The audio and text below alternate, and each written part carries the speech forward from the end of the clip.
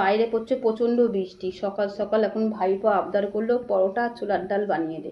তো চলো আমি ভাইপোর আবদার রাখার জন্যে পরোটা আর ছোলার ডাল বানিয়ে ভাইপোকে খাওয়াই, আর ভাইপো আনন্দ পাক, আমি তোমাদের রেসিপিটাও দেখাই। তো প্রথম থেকে লাস্ট পর্যন্ত থাকবে। চলো বন্ধুরা, আমি এবার শুরু করি পরোটা আর ছোলার ডাল। গুড মর্নিং বন্ধুরা। তো আজকে সকাল সকাল ভাইপো আবদার করলো ছোলার ডাল খাবে, তাই দেখো ছোলার ডালটা ভালো করে ধুয়ে আমি পরিষ্কার করে রেখে দিয়েছি। তো এবার প্রেসার কুকারে দিয়ে দেবো। প্রেসার কুকারে না দিলে তো ভালোভাবে সিটি না মারলে তো গলবে না।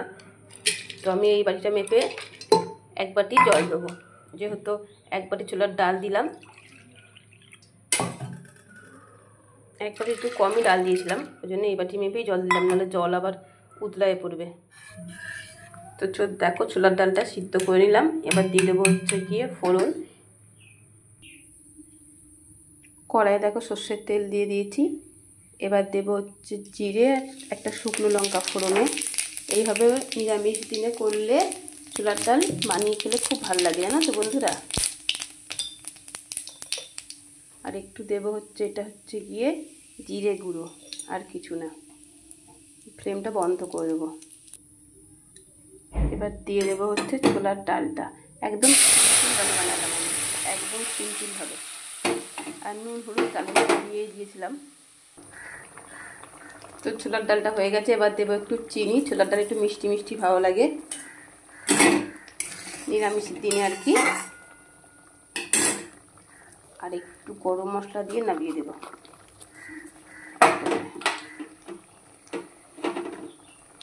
ব্যাস, ছোলার ডাল আমার রেডি। ছোলার ডালের সঙ্গে কী খেতে হয় সেটা বানাতে হবে। তো চলো দেখি কি বানানো যায়। তো ছোলার ডাল তো বানিয়েছিলাম, এবার কচি পরোটা। তো এখন খেতে দিয়ে দেবো, দুটো তিনটে চারটে।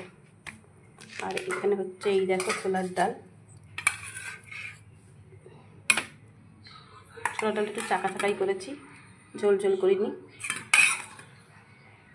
তো ভাইপোকে খেতে দিয়ে দেবো। তো চলো দিয়ে আসি। এই যে তোর খাবার ধর, ছোলার ডাল, আর খেয়ে বল কেমন হয়েছে।